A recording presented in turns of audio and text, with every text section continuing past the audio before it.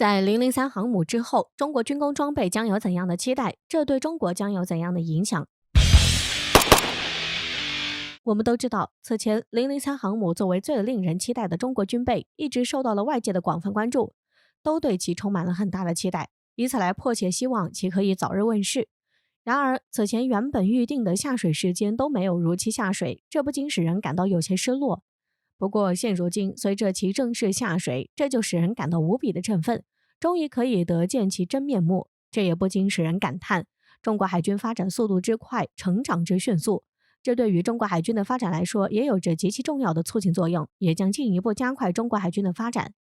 随着003航母正式下水，很快军迷朋友就将眼光对准中国接下来还没有问世的军备，以此来对中国最新的军事装备有更大的期待。那么中国还有哪些令人期待的军备还没有问世呢？接下来我们一起来看看。首先就是一直只闻其名不见其身的轰220，这在一定程度上也促使人们对其充满了期待，也都希望可以早日见到其庐山真面目。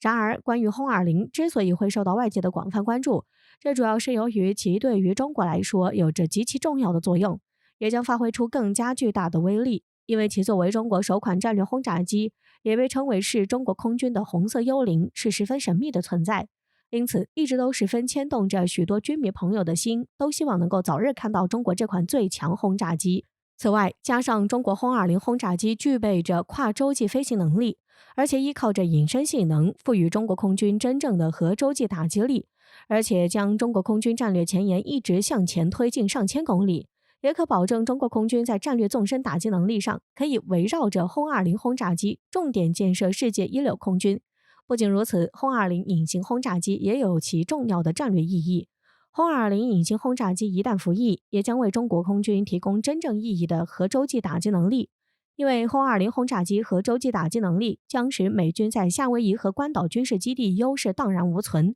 而美军为避免中国东风快递、东风 26B 和东风 21D 反舰弹道导弹所建立起来的战略部署的后移，也将变得不再遥不可及。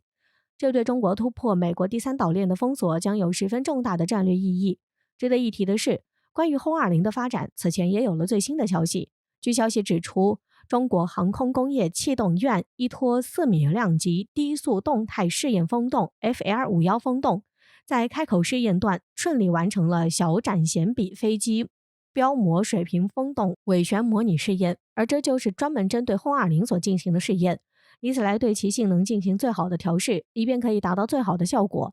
对此，有分析人士指出，由于这是一款低速风洞，主要用于动态试验测试非定长气动力、过失速机动，特别是起飞着陆阶段的空气动力性能。因此，通过此次测试，我们完全有理由猜测，轰220已经经历过了起飞着陆、失速等空气动力性能的吹风洞模拟，这对于轰220的研制有着极其巨大的促进作用。不仅如此，在报道中还提到了一个翼尖可动，这可能也是用于轰220的一种特殊气动技术，用于解决飞行器的尾旋特性。并且从图片上我们不难看出，所谓翼尖可动，就是在飞机的翼尖部分设计成和襟翼相同的结构，可以进行插动。这比 B2 的固定式翼尖襟翼似乎更加先进。仅从风洞内的模型来看，使用这种翼尖可动机身的机型将比 B2 更加隐身，整个机身完全浑然一体。因此，综上所述，有分析人士指出，本次试验成功验证了试验系统的尾旋模拟试验能力，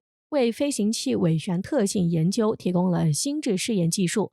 这对于中国研制轰220提供了技术支持，也将进一步加快中国完成对轰220的研制。所以，这对于中国在轰220的研制上有着极其重要的促进作用。所以现如今，随着中国对轰220研制的速度不断加快，这在一定程度上也大大加速了其问世时间。这对于中国来说也有着极其重要的促进作用，将进一步加快中国的发展。因此，对于中国轰220的发展，也使人们对此充满了期待。其次就是东风27弹道导弹。据悉，中国东风27弹道导弹是中国火箭军开始发展的第3代战略核武器，而且这也包括中国此前研制的巨浪 2A、东风 31B 和东风41等，都属于中国火箭军第3代战略核武器。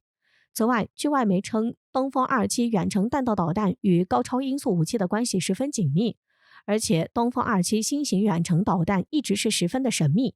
据悉，到目前为止，中国东风2期远程导弹仅仅进行了不到8次的试射实验，所以对于东风2期的设计定型需要很大的难度。因此，中国科研人员也一直在加紧研制这款东风2期远程导弹，而专家则表示将在2022年问世。因此，对于中国东风2期远程弹道导弹，军迷朋友对此也充满了期待。因为随着东风2期弹道导弹的问世，将极大壮大中国军事实力，让美国见识中国反舰弹道武器的威力，并成为针对美国航母的王牌武器，从而对美国形成强有力的制约，进一步实现打破美国霸权主义的目标。最后就是004航母。在中国完成了对003航母的建造后，这就是人们对中国下一艘航母充满了期待，这也在一定程度上加快了中国航母的发展。然而，关于中国004航母，据知情人士透露，中国造船厂和船舶推进工程师一心想借打造第4艘航母寻求重大突破，希望能采用核动力，而对于中国造船业来说，这将是技术的大跃进。但由于需要采取不同的推进系统，所以004航母建造的时间可能要比003航母姊妹舰要长。此外，据第2位知情人士透露，中共中央军事委员会正在研议中国船舶集团提出的为第4艘航母采用核动力的提案。然而，他不愿透露当局是否已做出决议，而称之为是充满挑战并很大胆的决定。而更为官方的证实，中国船舶集团在2018年2月说，中国已经开始研发核动力航母，并提供高质量武器装备，而这也将助力中国海军实现2025年走向深蓝远海的战略转型。此外，在2019年时，中国广核集团的招标书也显示，中方将打造一艘排水量达3万公吨的核动力船，并以它作为试验平台。从这里我们可以知道，中国004航母将是一艘核动力航母，这也是中国首次建造核动力航母，所以这对于中国航母的发展也有着极其重要的促进作用。值得一提的是，据消息指出，中国004航母将会采用马伟明院士发明的电磁弹射技术和中压直流全电推技术，尤其是前者至少领先美国10年，后者也是美国未曾突破的技术。